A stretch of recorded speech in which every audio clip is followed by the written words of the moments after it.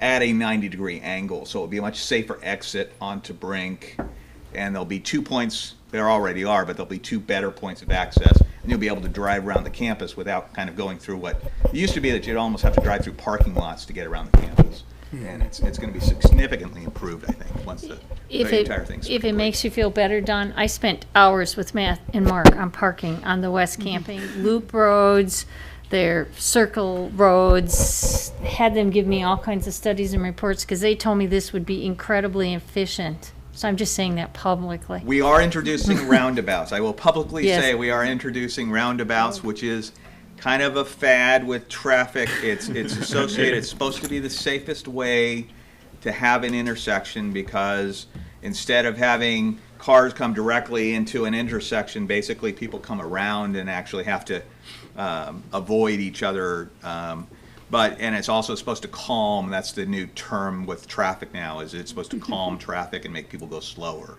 And students won't use that as a little speedway of doing Cheerios or anything, correct? We'll all watch it develop as they Yeah. open it up. Just, So, just to check. yeah. We have a question from our student trustee. Yeah, so I noticed that there is a small thoroughfare between lot 201 and 213. Is that for cars? There's a yellow thoroughfare. It seems like it, at least, coming from lot 202. Yes, that'll be, if you, in the new plan, that's a new entry point that we're adding. Okay. Yes, you will be able to come in right now where it's a three-way stop, with traffic signs. Gotcha. At that, right now, you just enter into where the district office building is in front of 1200. Absolutely. But when we Yeah. tear those buildings down, there'll be a connection back to the loop road. So you'll be able to enter and exit at that point. That's great. So you'll have 3 entry and exit points. Because otherwise you had to go all the way around. All right. I'm excited for it. Everything good. clear as mud? Tom? Well, you know what I want to talk about. I think it was about a decade ago that I took a road trip with the former chancellor to San Jose to see the solar array at the San Jose school district, and it's really gratifying to see it. So thanks for hanging with me, everybody, on that one. There were a lot of good questions along the way. We wanted to make sure that it penciled out and made sense, and thankfully it did, and it's just really exciting. I don't spend too much time cruising around looking at it. Thank you. Do we need to write more grants for the other campuses? Is that what we need to do, Marie? I don't know. Because it would be nice if we could also, perhaps at some point in time, look at similar projects on the other campus. On the I east spent campus? a lot of time checking out Landlocked. solar, so you know, with Matt and Mark on what we can do here. There were some of it did not pencil out because of the reimbursement from MID at the time. So we have gotten it to a place now where we can, where there are grants available. There's been solar structures set up on top of the new science building. And in some of the other parking lots right here where we're sitting right now would be another place to have some solar parking lots with other grants and things like that. So we're positioned now to go more solar. Yes. Frankly, we've done it in spite of MIT. Well, I'm not saying that. Yeah, well, Honest, I mean, we could have done more, but yeah, the reality is, That is the unfortunately, a lot reality. of it's structured around tax benefits, and because you are a public agency, you don't get benefits of tax. If you can't find your way, call Mark. Yeah. Thank you, Mark. If there's any other questions, I think we're all as confused as we were before. Okay, well, I'm happy to shade any sort of clouds over the confusion. Look forward to getting into the new office building. Okay, with that, we move on to number 5, action items with the consent agenda. If there's any addendums, I have one correction, Chair Rojas. The appointment of Sherry Lima, Library and Learning Center Manager, should be a academic administrator. which one is that? I'm sorry. Right. Sherry Lima, Oh, okay. listed under classified, and that is an academic administrator. Right here. Any other additions or corrections? With that, I'll entertain a motion to accept the consent agenda 5.1 to 5.5. Moved by trustee Viss, seconded by Second. trustee Riley. All in favor signify by saying aye. Aye. Opposed? Carried. Thank you. Now we move on to our action items. The first one is board policy readings. We have numerous ones to introduce: 3430, 3435, 3540, 4021, 5500, 6700, and 6800. And It's a first read. this is the first reading, and we did have some questions, and you'll answer those with the help of our attorney. I sure can. Good evening. First, so you have first readings before you. I think there are 7. And of those, about 4 of them relate to Title IX. And let me just first address the process. This is the culmination of about a year's worth of work in bringing these policies and procedures to you. We have honored the process in the Policies and Procedures Committee. As the YFA representative spoke earlier, we've looked at a number of drafts and kind of gone back and forth, heard from other groups, redrafted, and so on. So we have absolutely honored the process. We did hold a special meeting in June to review the latest draft of these policies and procedures, and we came to a place where absolutely we were not able to change things that were not consistent with the laws on these things. And there are a number of laws. It's very complex. You've heard these from our attorney. So we were not able to change a lot of the things that the faculty were interested in changing. And I did share, however, with the board their objections. So again, while we couldn't change those in the drafts, what we did is continue to move it through the process, and I let them know that please share with me your objections, and I will share that with the board, which was done. We actually had that 2-hour meeting, and we wrote down 29 items that were faculty objections. So of those, there were 10 that were brought forward today, and I'm happy to review those 10 with you and the responses to them, or we can move on to each one. And we do have some changes that I also put before you today. Trustee So how would you Hellman? like to do that? The first reading, we don't even introduce that. It's No, just kind of no. a All we just sunshiny thing, right?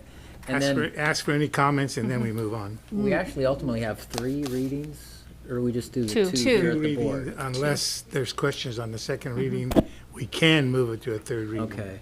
If we desire to do so as a board. I'm wondering that, that's a lot of material. That I quit writing after about 3 or 4. I wonder if it's maybe a good idea, unless our legal's ready. I don't want to have her have to address all of those on the spot today, so I'm not sure if we should maybe Well, but take some time Well, on this, or changes need to be made now. yeah, we need to, well, we maybe put off the first reading Oh, for time to, yeah. I'm not sure if that's required. And just to let you know, I do have those 10 listed out and do have comments for each of those, but however you want. Eileen, would you like to address them today, or Gina? Or Connie? Do we have the, I do have the Yeah, 10, and I Connie do can have address them, responses and then to we each can- of the Connie can 10. address them. Yeah. We've been doing these for, It's been a year. Well, there's, Yeah. I think half of them, they were prefaced by, this is not contrary to the law, and I want to make sure that we have consensus on that from our legal counsel. So Connie's not on the spot for both aspects of it. Thank you. And we have consulted with legal counsel. Thank you on all of them. I'll echo that. I've been working with Connie all along the process. Connie says it's a year, I believe that. We've been reviewing comments from the faculty, from other constituency groups. We've reviewed the law, we've provided responses. So none of these are new? No, No, sir. these So are you- not new. Okay. You want me to continue? Would it be possible to receive a response to the YFA's analysis that we sent in writing from our attorney, so that we could get in writing what the issues were why our analysis was incorrect? Would that be possible? I was thinking more of, like the ones that, You're 'cause more informational than, I want to be mindful of the concerns, but I want to make sure it's consistent with our legal analysis so far too. So, I mean, that's kind of I'm not sure if that can happen today or we need more time for that. I guess that's my basic question. well, we have from now to the second reading if we want to, I believe, I don't want to speak for Connie, but I believe she's ready to address them. I can briefly review them, and then if you'd like, we can give you more detail. It's up to however you want to do it. Yeah, I think, yeah. Yeah, it's okay. We- Let's do. Okay. Yes? proceed. Okay. So number one was the respondent should receive the complaint or a detailed summary of the complaint at the outset of the investigation before the respondent's interview, which includes specific reference to what policies were allegedly violated. And this is a concern that we talked about at our ad hoc committee meeting on Monday as well.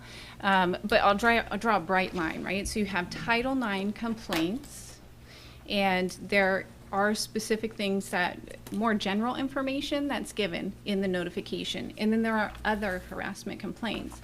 In that bucket of other harassment complaints, you have full-time faculty who are covered by their CBA. And so, as a faculty member brought that up, I would just say that, yes, these are contained in Articles 39.2, 39.4.1. So Articles 39 and 40 of the YFA contract, the notification. And I know that we're going to get to that a little bit later for groups other than full-time faculty and those covered by CBAs and Connie, can you board pull the mic up policies. a little closer to, yeah. Sorry, Thank you you. know, I have a soft voice. Okay.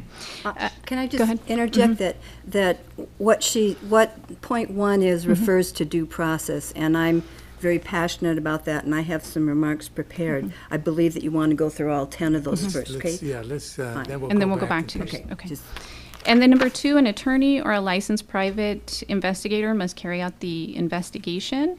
And that is not the case for internal investigations. That is not the case according to law. Okay, number two is dignified manner.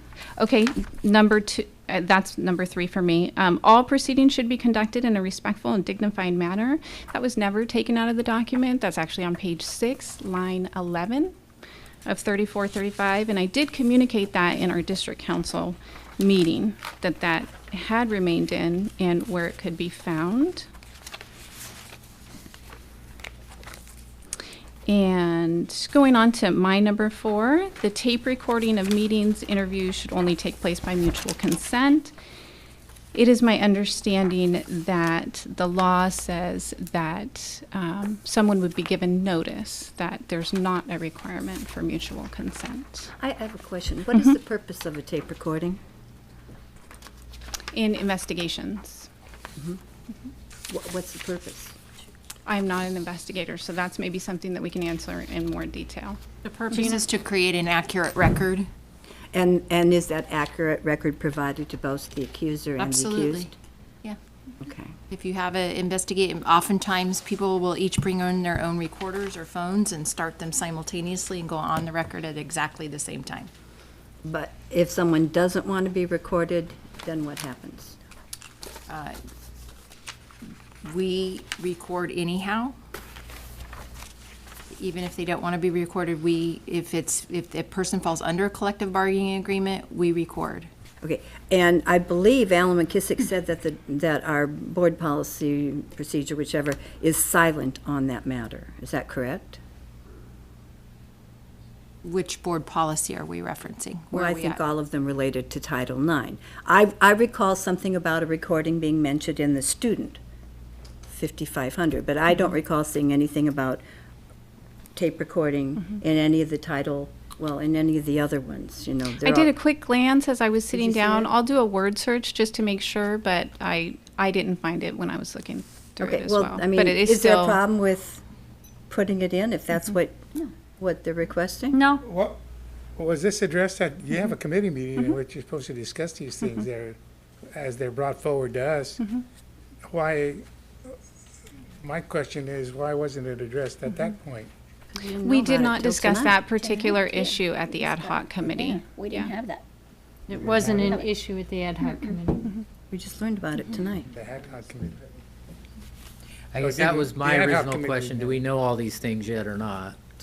That was in the proceed? list of 29 that were provided to the board earlier, at an earlier point, Is that the one in the red and the black? the grid.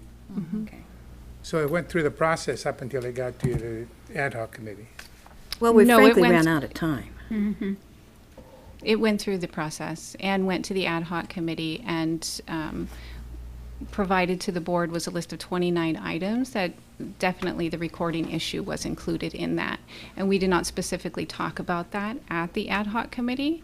But the law states that folks can be given notice, consent is not needed. Okay.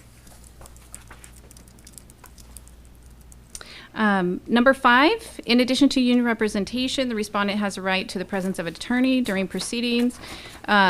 That is specifically talked about, I believe, on page 11, line 43. Like I said, there's a number of drafts that have gone back and forth, so.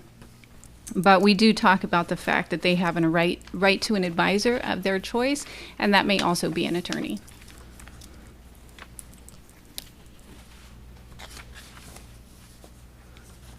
Scheduling of interviews, meetings, etc. should reasonably accommodate class schedules of respondents, advisors. Again, that can be found in their CBA, Article 39.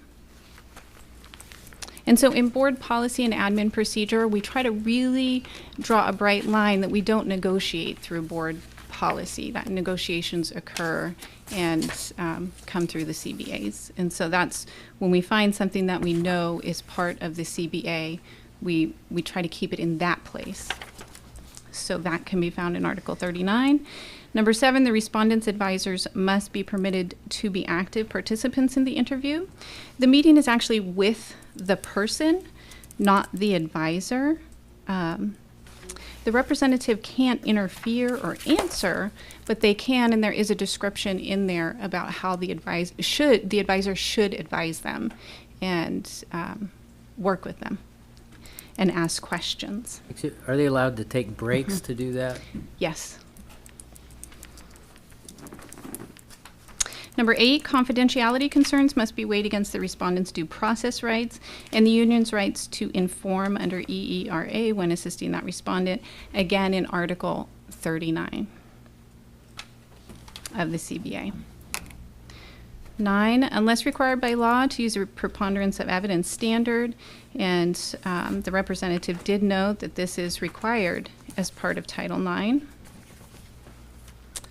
Number 10, related records should be kept for 3 years, only be made accessible to district employees with good cause to access them, and at the end of that time, files should be destroyed. I would reference Board Policy 3310 regarding records retention and destruction. For Title V and federal rules, these are permanent files and are already confidential. So so that means after 3 years, they are or aren't destroyed? They are permanent records, so I don't believe that they're They're destroyed. never destroyed? Right. Permanent records. And is that because of some law or? Title V. Title And V? our board policy. Yeah, Title V, and I can get you the specific, we were actually just looking at that as that policy's coming through in the fall, so I can get you the specific reference to that. So they list out the classifications of records. There's Class 1, Class 2, Class 3 records. This falls under Class 3 records, and they're permanent. And if we wanted to, I'm not saying that we do, but if we wanted to, it couldn't change? It's my understanding that they're permanent records. Okay, no, all right. Yeah, so I don't have But any that- deeper understanding of that. Could I ask Eileen some? Sure. They're referring to this particular investigation, is my understanding. This is not what I do, but I know in general personnel, a lot of time, I mean, that's a common request that if something's unfounded, it's later destroyed. Why is it different in this situation? There are a couple of things that apply here. The first is, as Connie very correctly points out, there are Title V regulations that govern the community colleges that affect how we classify documents. Those are set out in the regulations. They're mirrored in your board policy as you should have them set out. So that's the first thing that's going on. The second thing is official public entities' official files are governed by provisions of the government code, which govern which actually criminalize removing documents from an official file. You cannot remove something from an official file once it's in there. But isn't it common in our, when I consult your office, that we make agreements with people all the time that if this is unfounded, it'll be destroyed? If it's unfounded, then generally they're not moved into the personnel file. Actually, if it's unfounded, they're not moved into the personnel file, but there's still a complaint file that the district is required to keep. I guess that's a different, okay. So maybe the ask needs to be different. Okay, Yeah. thank you. Excuse me. Oh, thank you. Thank you. So that's in response to the 10 that were brought up today. Any other questions on those 10, or I can move on to the questions from the ad hoc committee? Okay. And if you do, we can do that, over the next month before the second read. There's no further questions. Well, I have comments, but I'm waiting till it's my on turn. to the- That okay. might affect some of what you said. Okay. Okay, go ahead and move on. Okay, thank you. So also this evening on your, at your desk there, you received some other documents that had some changes from our ad hoc committee. So I'll start out with 3430, sexual harassment. And you had one sheet of paper with some red writing on it. Try to make it easy to pop out.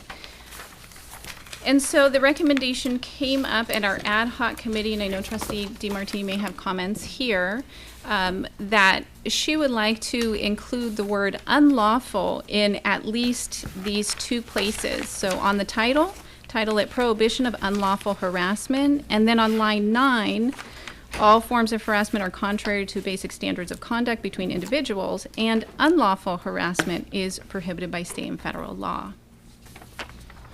And so this is a change, a revision put forward as a recommendation for you from the ad hoc committee. So, Connie, there's lawful harassment? Yes.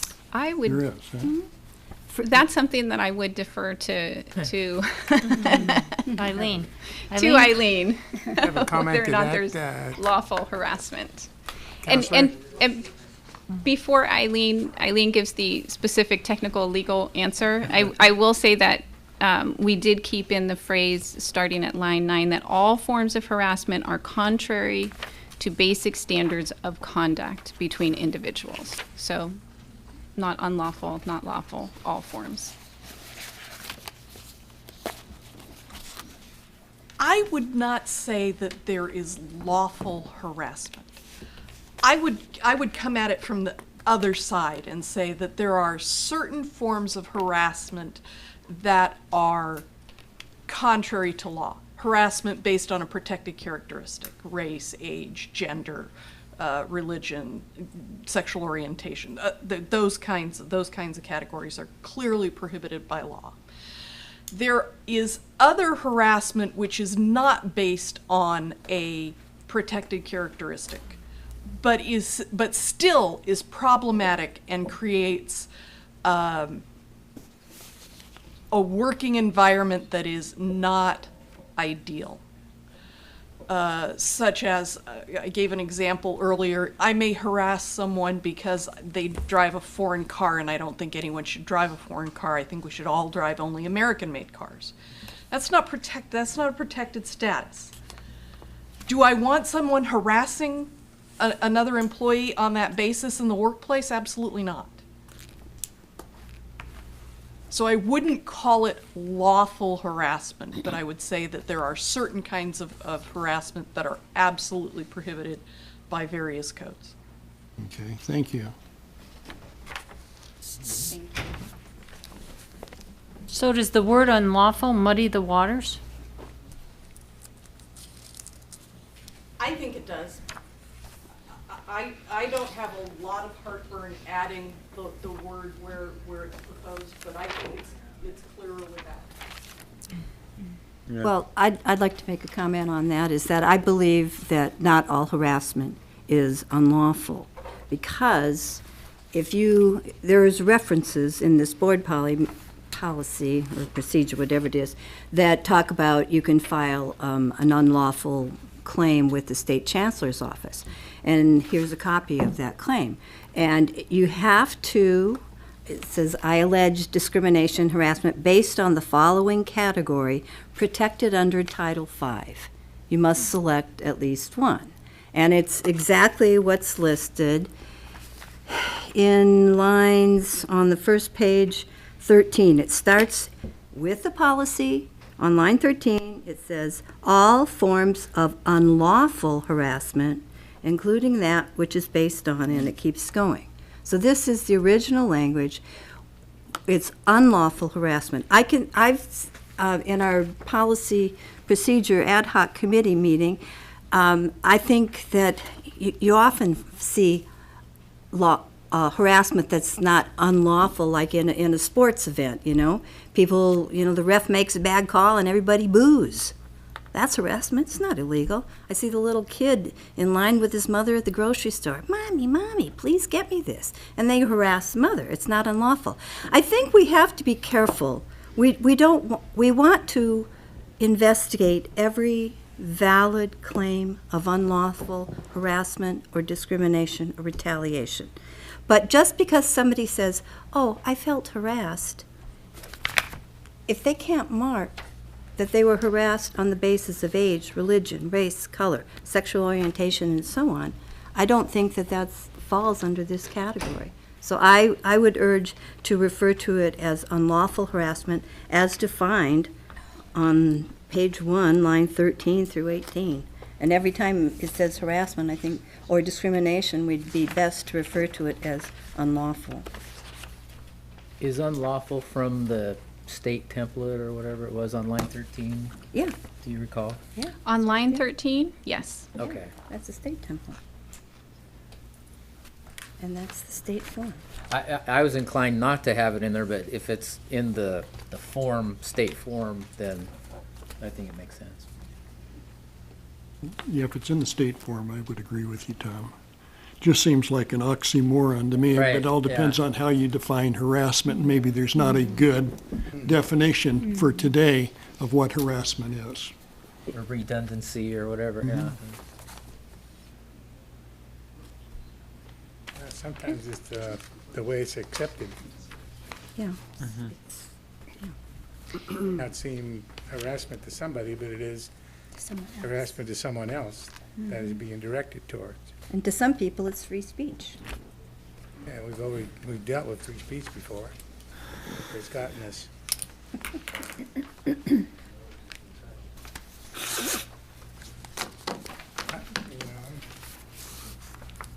I'm for trying to do it according to the law so that we be protected if anything occurs in those areas. And that's why we form our policies. So, to me, whatever is described by law, then that's a definition that our attorney has to provide. And the committee, ad hoc committee agreed to it? You agree to it, Connie?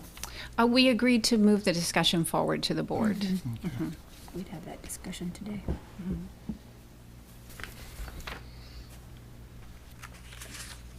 Well, we have to come up with a decision here that even though It's first reading. Yes. It's only first read. First reading, we're not accepting this as is, so it'll go back for Okay. review.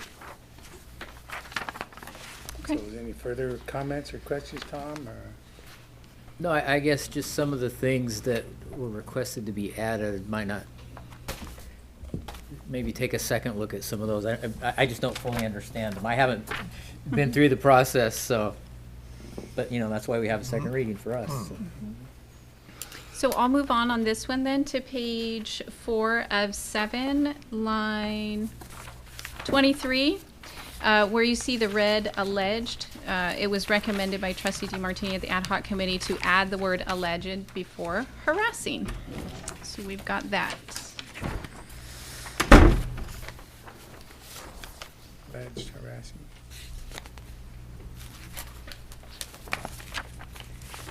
That's my paper here. Yeah, so I'm looking for it. I've got it somewhere here. Page 1. That's just a follow-up on Just the adding. definition, so.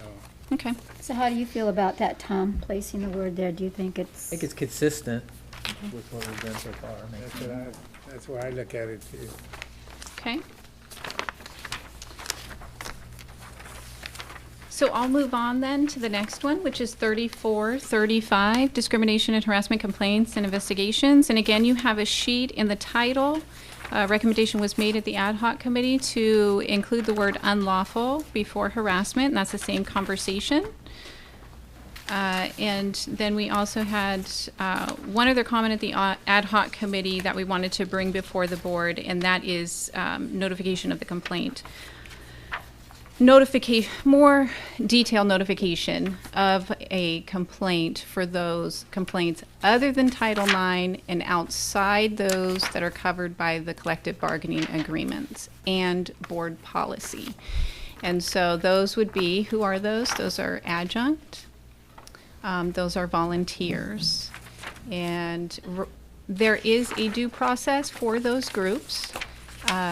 And that is stated in law. It is not stated in the CBAs. It is not stated in policy. And so I know that Trustee DeMartini had comments on that, so I just wanted to introduce that as a discussion point. So you want me now to talk? Yeah. Okay.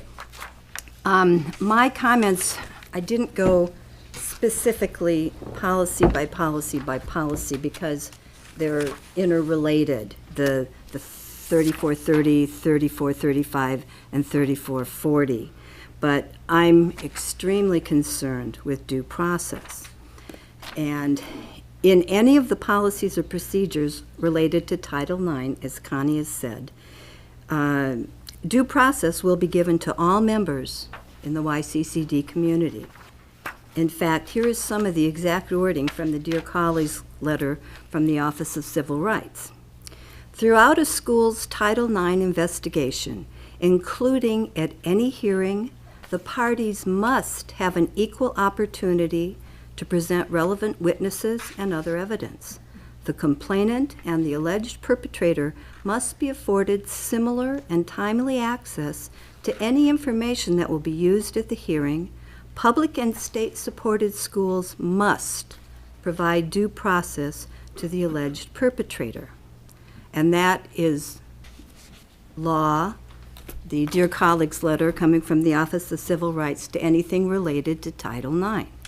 So on the Title IX sprinkled throughout these policies, everyone in the YCCD community has due process. But, and there's no option for YCCD. You know, for Title IX allegations, we have due process, but are you, the public sitting out there and all of the trustees on the board, you need to be aware that YCCD routinely discriminates and denies due process to anyone in the YCCD community who is not covered by a collective bargaining agreement. Adjuncts, temporary employees, volunteers, and trustees do not receive due process rights from YCCD, and I think that's a travesty. I believe that due process is a basic right for Americans and those living in America. And you know, what are the characteristics of due process? The right to know in detail and in writing what you've done, what unlawful behavior is being alleged. You need to have the right to know what policy or law you're alleged to have violated. You need to have the right to face and question your accuser. You need the right to counsel, the right to a speedy trial or investigation, and you need an impartial judge. Okay, these are characteristics of due process. I am not an expert in this area. I'm not saying that's the wording language to use, but those are things that happen in due process.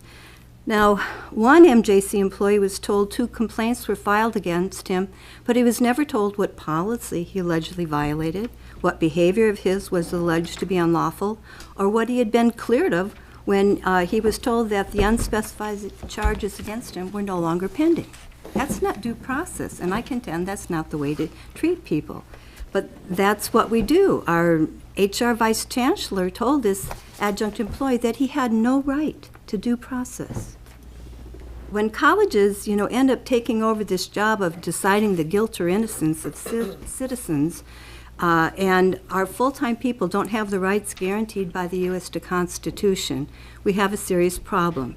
And any report or record of the facts given to the complainant must also be given to the accused, whether or not the accused was found guilty.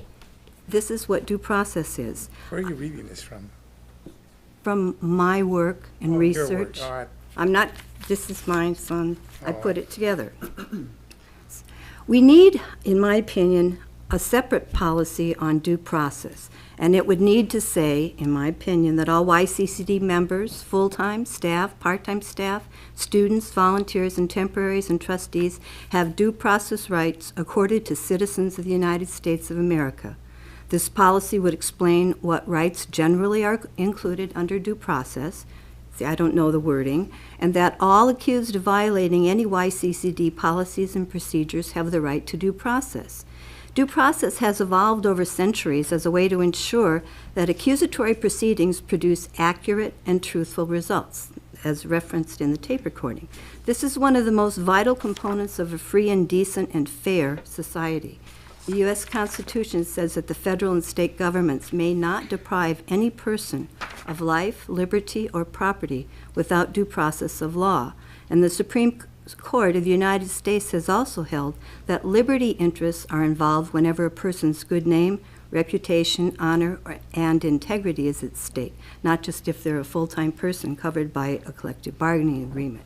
And the reason I am so strong and so passionate about this, and I urge you to think about this, is because it is an American right. We start off our meetings with the Pledge of Allegiance, and it ends with liberty and justice for all, not just for all those that have a collective bargaining agreement. When we take the oath of office as our student trustee, you took an oath of office to uphold and protect and defend the Constitution of the United States and the Constitution of California. And due process is a guaranteed right that I took an oath to defend and support. Currently, this district provides a due process only to full-time employees covered by collective bargaining agreements, and I've mentioned the ones that are not covered. Civility, okay, that's a definition that I read when I was going through the new CSEA contract, and it said, civility is behavior that shows respect towards another, contributes to mutual respect, and promotes effective communication and team collaboration. And I think that's great to have. But sending a letter to an adjunct that says you have no due process rights doesn't show respect, it doesn't contribute to mutual respect, and it does not promote effective communication. Right now in this district, we're using the Orwellian principle that some of us are more equal than others. I don't want... What was that part? Orwell wrote that some of us are more equal than others, meaning if you've got a collective bargaining agreement, you're more equal than those that don't, that are denied due process. And I want all people subject to these board policies and procedures to receive due process rights, whether they or not they have a collective bargaining agreement. And in my belief, all YCCD lives matter. So I really want due process given to everyone. It may not be required, but I think it's the right thing to do. Well, our policy has to abide by the law, so that's my position. It's not against the law to provide due process. I think that Well, that's... our policy is what we abide by, not what you've written or anybody else has written. Right? It's I thought you whatever, said it's that whatever is in our policy and what we What if accept. our policy's wrong, Abe? And if we accept that policy, then that's a procedure that we have to go by. Okay, I just I don't... mean, that's all I'm saying. We can't have two set of rules. I'm saying we need to change these policies. I know what That's you're saying. That's Yeah. what I would like to see happen. Yeah, okay, that's fine. I'm just trying to stay to the policy that's being presented. That's all I'm trying to stay by. So if we need to change the policy, then that's something that is a separate discussion. That's what I'm trying to do, is change the Yeah, policy. I think it would be very beneficial for trustee D.